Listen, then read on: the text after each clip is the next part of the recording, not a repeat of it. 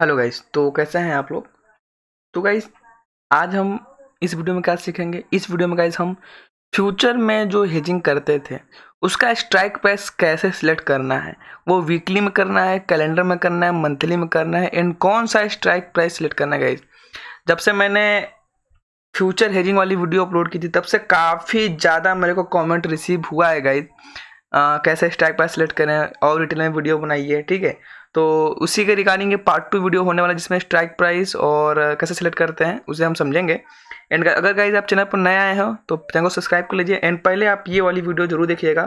Future hedging करके हमने playlist create कर रखा है जिसे आप देख सकते हैं। इसका लिंक मैं वीडियो को लास्ट में भी दे दूंगा, तो वहाँ से इसको देख लेंगे तो ये वीडियो आपको बहुत अच्छे से समझ में आएगी। चलिए तो मैं स्टार्ट करता हूँ। तो सिंपल सी बात है, आपको ये चीज़ समझना है कि पहले मैं क्लियर करूँगा वन बाई वन करके। पहले मैं ये क्लियर करूँगा कि आपको वीकली का कब सिलेक्ट करना है, कब मंथली में करना है, कब किस में करना है। ठीक है, तो सिंपल शब्द में मैं बताने का ट्राई करूँ तो देखिए, आपका टारगेट जितना दिनों में अचीव होने की संभावना है आप उसके हिसाब से सिलेक्ट करिए। अब मैं समझाने का ट्राई करता हूँ। ठीक है, अगर आपका ये लगता है कि वीकली एक्सपायरी में गाइस आपका अचीव हो जाएगा टारगेट, ठीक है, तो आप वीकली में सिलेक्ट करिए। मतलब जैसा कि आप सभी लोग जानते हैं कि एक 1 वीक में अप्रोक्स 5 ट्रेडिंग डेज होते हैं, अगर बीच में कोई और भी हॉलीडेज वगैरह नहीं है तो। ठीक है, तो मान लीजिए कि सपोज करिए कि अगर आपका टारगेट 5 ट्रेडिंग डेज के अंदर अचीव होने वाला है या अचीव हो सकता है, तो आप क्या सिलेक्ट करिए, आप करंट वीकली का सिलेक्ट करिए।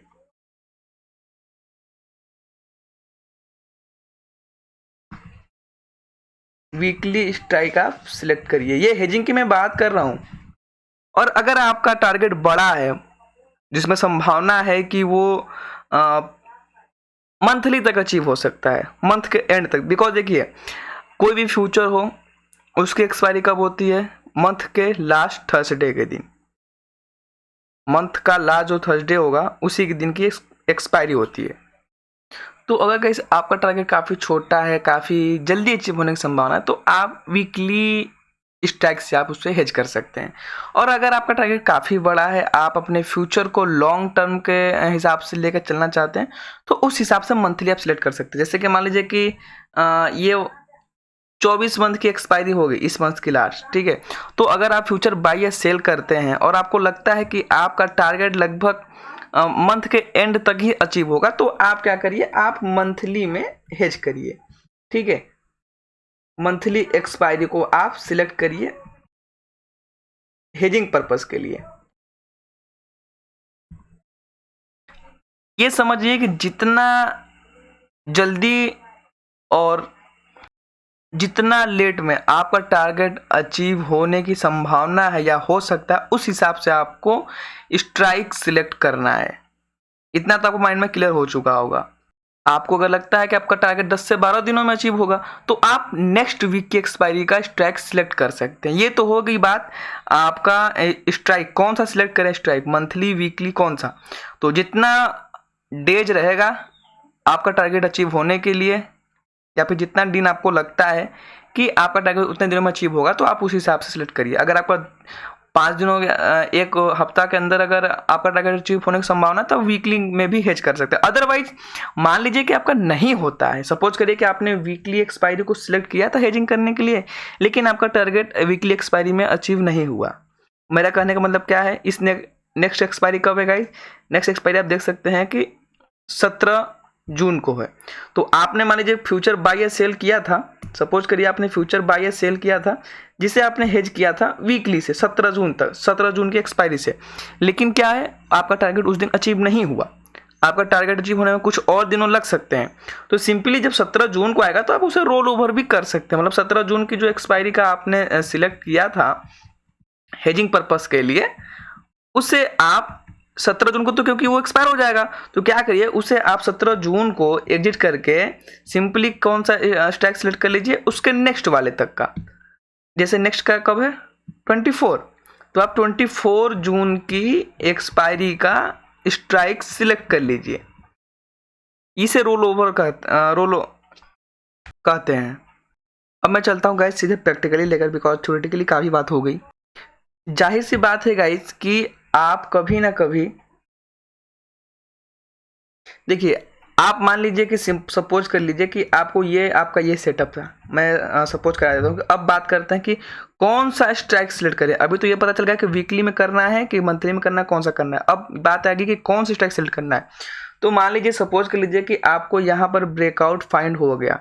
ये ब्रेकआउट का किस पे था, 15,100 पे लगभग। मान लीजिए मैं राइट ही लिख देता हूँ इतना, ठीक है।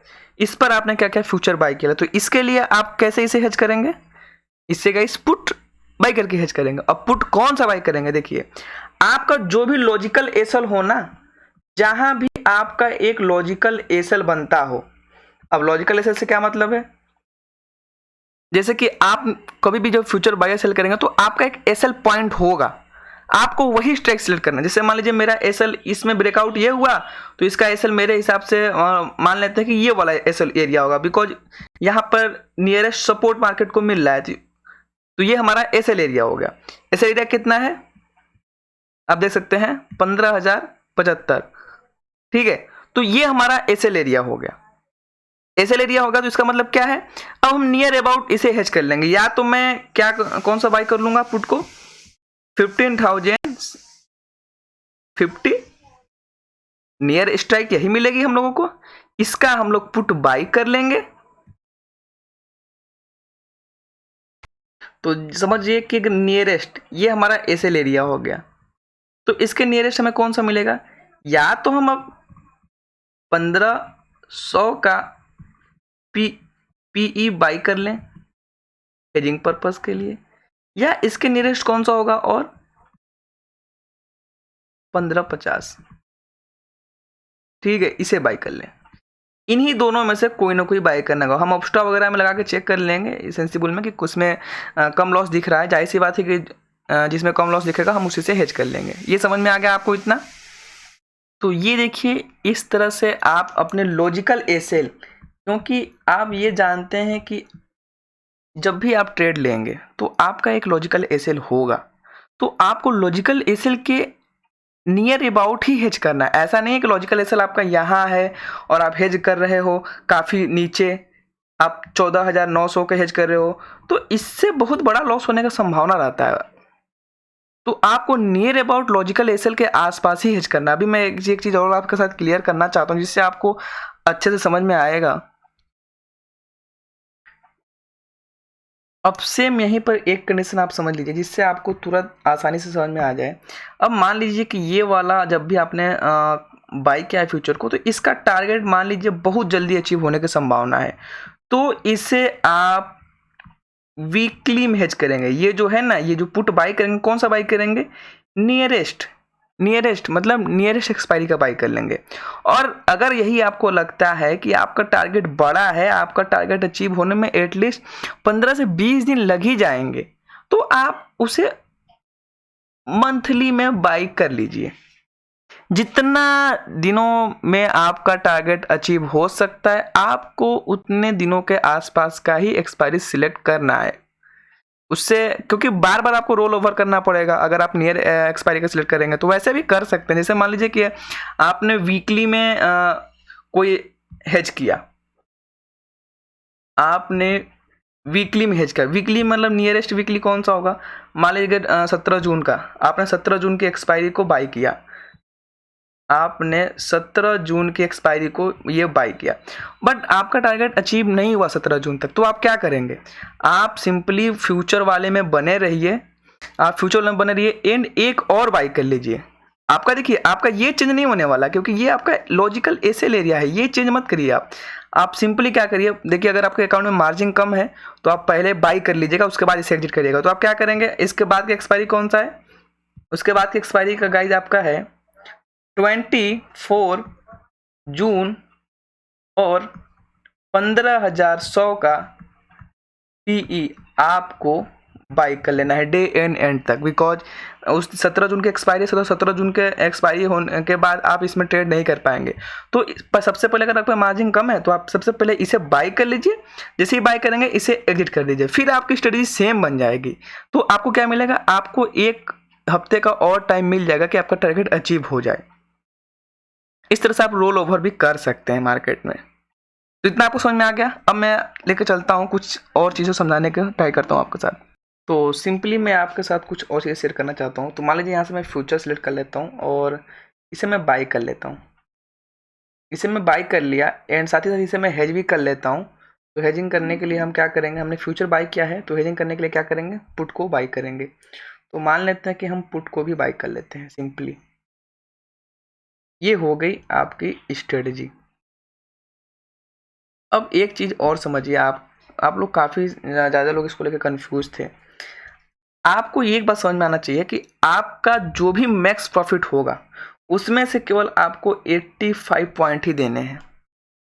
अगर आपने इसे बाई कर लिया 17 जून की एक्सपायरी को 15,800 का पुट अगर आपने बाई कर लिया और साथ ही साथ आपने फ्यूचर को भी बाई किया है एक लॉट में, तो आपका जो मैक्सिमम प्रॉफिट में से क्या होगा, आपको 85 कुर्बान करने होंगे। ये आपकी सेफ्टी के लिए है, ये मैक्सिमम की मैं बात कर रहा हूँ बुरे से बुरा कंडीशन में। और ऐसे अगर आप कर लेंगे तो आपको मैक्स लॉस तो आपको पता ही है कि 7,000 रुपये से अधिक का आपको लॉस नहीं हो सकता है। तो अब एक कंडीशन है, जैसे जैसे मार्केट आपके फेवर में जाएगी, मार्केट आपके फेवर में जाएगी, इसका मतलब क्या हुआ कि मार्केट ऊपर जाएगी। जैसे कि मान लीजिए आपने ये स्ट्रेटजी अप्लाई की थी और आपने फ्यूचर को बाई किया था, आपने फ्यूचर बाई किया है इतना पे, और उस दिन फ्यूचर पहुंच गया 17 जून को फ्यूचर कहाँ चला गया आपका उस दिन लगभग 16,100 पे चला गया।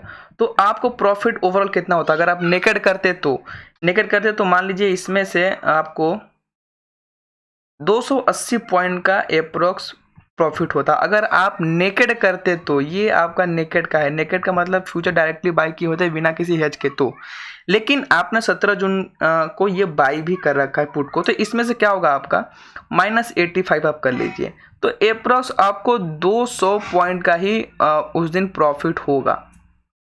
नेकेड अगर आप हेजिंग में करोगे तो आपको 200 पॉइंट का ही उस दिन प्रॉफिट मिलेगा, बिकॉज आपने हेज किया तो हेज वाला माइनस हो जाएगा आपका। ये समझिए कि मैक्स प्रॉफिट में से आपने जितना भी हेज किया है ये आपने बाई किया है गाइस, तो ये मैक्सिमम को कितना लॉस दे सकता है, ये बहुत ज़्यादा से जीरो हो जाएगा, इससे ज़्यादा कुछ नहीं कर सकता है। तो आप एज्यूम करके चलना कि अगर आपको टारगेट अचीव भी हो रहा है तो आपका ये जो भी आपने बाई किया है वो जीरो हो जाएगा, आप ये मान के चलना।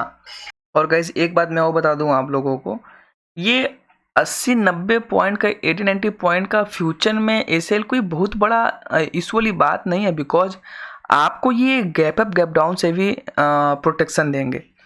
अगर मान लो कि मार्केट 100-200 पॉइंट आपके अगेंस्ट ही ओपन हो गया फिर भी आपको लॉस नहीं हो सकता बड़ा। अदरवाइज आप ये समझ जाओ कि आपको नेकेड का प्रॉफिट तो हो सकता है मान लो अच्छा खासा अगर आप विदाउट हेजिंग काम कर रहे हो तो, लेकिन अगर in case market gap up या गैप डाउन ओपन हो गया ना तो आपका कोई बस उसमें नहीं चलेगा, आपको बड़ा लॉस उठाना पड़ेगा। तो इसके वजह से हम क्या करते हैं, इसके वजह से हम प्रीमियम को कोई ना कोई को बाई कर लेते हैं, जिससे प्रोटेक्शन देता है हमें। और एक बात आप माइंड में डाल लीजिए कि ये जो है ना ये जीरो एक्सपायरी के पहले नहीं हो सकता है। मान लीजिए मार्केट, अच्छा बात है कि मार्केट आपके फेवर में चला गया 200 पॉइंट, तो ये जो है ना ये हार्डली कितना कम हो जाएगा, ये हार्डली मान लो कि 40 पॉइंट कम हो जाएगा। तो आपको अगर नेकेड में प्रॉफिट होता 200 तो आपको ऐसे प्रॉफिट कितना होगा 160 या मान लीजिए कि 150 पॉइंट का प्रॉफिट होगा आपको।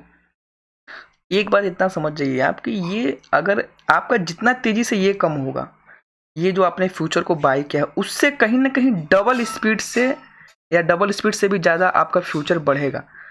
मतलब समझिए आपने फ्यूचर को बाई किया है यानी कि मार्केट ऊपर जाएगा तो इसका डेल्टा तो 1 होता है, बिकॉज ये फ्यूचर है, इसका डेल्टा तो 1 होता है ना, आप सभी लोग जानते हैं। मान लीजिए कि आपके फेवर में चला गया 200 पॉइंट आपके फेवर में चला गया तो आपको 200 पॉइंट का प्रॉफिट होगा, क्योंकि अपने फ्यूचर बाई किया 200 पॉइंट इंटू क्वान्टिटी जितनी भी होगी। लेकिन ये जानते हैं ना आप कि ये मैक्सिमम 85 रुपीज़ ही कम हो सकते हैं। और एक बात और जानते हैं आप कि एक्सपायरी के दिन ही जीरो का, एक्सपायरी से पहले जीरो नहीं हो सकता। कुछ ना कुछ तो बचा रहेगा, 10 रुपये 5 रुपये कुछ ना कुछ तो बचा ही रहेगा। इतना तो आप समझते हैं ना। तो ये समझिए कि ये अगर इसमें आपको बाइंग वाले में लॉस दिख रहा है तो आपको फ्यूचर वाले में कहीं ना कहीं प्रॉफिट दिखेगा। और फ्यूचर ट्रेडिंग हम लोग कब करते हैं? जब मार्केट ट्रेंडिंग होता है। तो साइडवेज मत समझना, साइडवेज में फ्यूचर में प्रॉफिट नहीं होने वाला। साइडवेज ऑप्शन सेलर्स के लिए अच्छा है। फ्यूचर में जो भी ट्रेड करते हैं वो नॉर्मली डायरेक्शनल ट्रेड होती है। अगर मार्केट आपके डायरेक्शन में जाएगा तो आपको प्रॉफिट होगा। ये वाला जो भी आपने बाई किया रहेगा ना वो काफ़ी कम होगा। इसके लिए आप टेंशन मत लेना। एंड जब आपके अगेंस्ट मार्केट जाएगा तो ये आपको सबसे अच्छा प्रोटेक्शन देगा। जो आपने बाई कर रखा है ना उस समय आपको इसकी वैल्यू समझ में आएगी। जब मार्केट आपके अगेंस्ट गैप अप या गैप डाउन ओपन होता है या अगेंस्ट जाने लगता है तो ये तो आपको पता है ना कि आपको मैक्स लॉस इतना हो सकता है। और मैक्स लॉस भी आप सभी लोग जानते हैं कि एक्सपायरी के पहले नहीं हो सकता है। या एक्सपायरी के पहले कब होगा फ्यूचर में? जब आपके अगेंस्ट मार्केट बहुत ज़्यादा पॉइंट लाइक 500 पॉइंट 600 पॉइंट जा चुका होगा तो उसके बाद आपको रुकने का भी कोई सेंस नहीं बनता है। एंड इसके अगले वीडियो में हम समझेंगे कि इससे आप कैसे मैनेज कर सकते हैं, आप अपने लॉस को ना और कम कैसे कर सकते हैं या कैसे इसे एडजस्ट कर सकते हैं। सिंपल शब्द में बताऊं तो अगर आपको वो वीडियो भी चाहिए तो आपको कमेंट करनी पड़ेगी गाइस, बिकॉज हम अपने चैनल पर नॉर्मली ऑप्शन ट्रेडिंग से रिलेटेड वीडियो अपलोड करते हैं, जैसे option selling, option hedging. But हमने फ्यूचर हेजिंग को भी फ्यूचर हेजिंग के ऊपर भी वीडियो अपलोड की, जिसमें आप लोगों का काफ़ी ज़्यादा कमेंट आया कि स्ट्राइक प्राइस के रिलेटेड वीडियो बनाइए और डिटेल में वीडियो बनाइए। तो ये सारा का वीडियो आपको फ्यूचर हेजिंग प्लेलिस्ट पे मिल जाएगी, जिसे आप देख सकते हैं। एंड कुछ लोग बोल रहे थे गाइस कि ऑप्शन सेलिंग से इससे मैनेज कर लेंगे। गाइस कभी ऐसी गलती मत करना, कभी ऐसी गलती मत करना कि फ्यूचर को आप ऑप्शन सेलिंग से हेज कर रहे हो। पहली बात, उसमें आपको मार्जिन डबल अप्रोक्स लगेगा, बिकॉज आप फ्यूचर भी बाई करोगे और ऑप्शन भी बाई करो, ऑप्शन भी सेल करोगे। एंड सेलिंग वाला आपको कभी ज़्यादा बचा नहीं सकता है, बिकॉज सेलिंग वाला आपको अब जो भी प्रीमियम को सेल करेंगे उतना तक ही प्रोटेक्ट करेगा। मैं जैसे एग्जांपल दिखाता हूँ आपको, तब अच्छे समझ में आएगा आपको। अभी हमने 24 जून की फ्यूचर को बाय किया है। अब इसका अपोजिट साइड क्या होगा? कॉल सेल करके, सिंपल सी बात है। तो यहाँ से हम कॉल सेल कर लेते हैं। अब देखिए क्या हो गया, अब सेम सब उल्टा हो जाएगा। ये देख सकते हैं मैक्स प्रॉफिट तो आपका फिक्स हो जाएगा, मैक्स प्रॉफिट 6000 के समथिंग का ही रहेगा, यहाँ पर आप देख सकते हैं।